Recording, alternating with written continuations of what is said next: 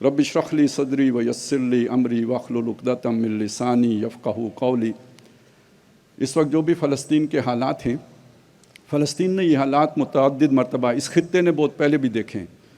बुख्त नसर के हमले में 6 लाख मकामी लोग कत्ल हुए, फिर 6 लाख ग़ुलाम हो गए। टाइटस रूमी के हमले ने मस्जिद जो हज़रत सुलेमान अलैहिस्सलाम ने बनाई थी दोबारा शहीद की। आज तक वो हैकल जो है वो मिस्मार पड़ा है, और ये खित्ता आग व खून में नहलाता रहा जब सलीबी मुसलमानों पर हमले करते रहे।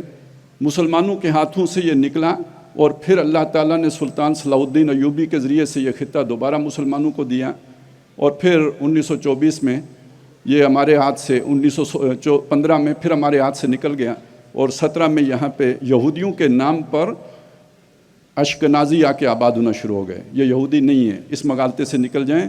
ये हज़रत इब्राहीम अलैहिस्सलाम की नस्ल से नहीं है, ये अश्कनाज़ी लोग हैं, गैर यहूदी हैं, ये सामियों नस्ल भी नहीं है। अर्ज़ ये करना चाह रहा हूँ कि इस खित्ते में अल्लाह ताला ने बहुत पहले तय कर दिया था कि यहूदियों को मार पड़ेगी और 2 मरतबा पड़ेगी। वही आयत मैंने सूरह बनी इसराइल की तलावत की। लेकिन नबी सल्लल्लाहु अलैहि वसल्लम ने फरमाया लयातियन्ना अला उम्मती मा अता अला बनी इसराइल हज़वन नाल बिन नाल, मेरी उम्मत पर भी वो सब बीतेगा जो बनी इसराइल पर बीता। जैसे 2 जूतियाँ आपस में मुशाबे होती हैं, गोया इस तरह इनकी तारीख़ मुशाबे होगी। तो 2 ही दफ़ा ये हमारे हाथ से भी निकला और अब भी निकला हुआ है।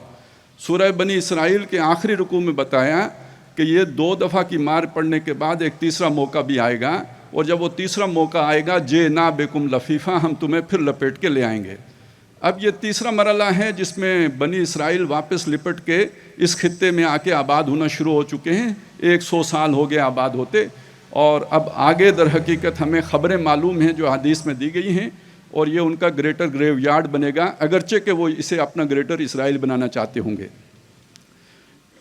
असल और अहम तरीन बात यह है कि ये जो कॉन्फ्रेंस है ये क्या पैगाम दे रही है।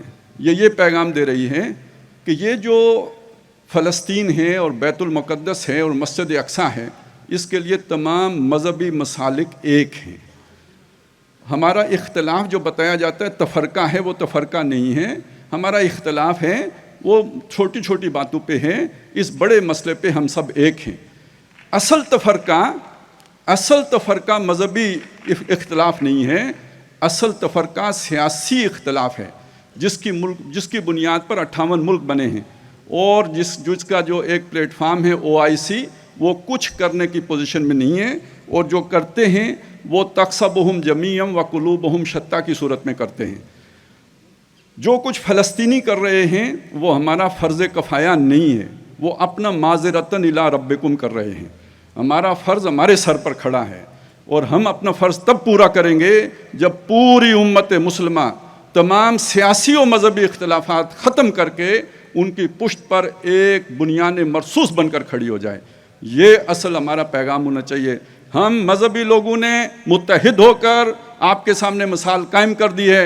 अब हमारे हाफिज़ साहब, हमारे शेख साहब, जो सियासी सरबराह हैं, वो मिलकर एक मिसाल कायम करें और दुनिया को बताएं कि हम मस्जिद अक़सा की आज़ादी के लिए दामे दरमे सुखने ही नहीं, तन मन धन से अपनी कुर्बानियाँ पेश करने के लिए तैयार हैं। या तो मस्जिद को आज़ाद करेंगे या उसकी राह में जाने आफरी के सुपुर्द करेंगे। अक़ूलु क़ौली हाज़ा व अस्तग़फ़िरुल्लाह ली व लकुम व लिसाइरिल मुस्लिमीन वल मुस्लिमात।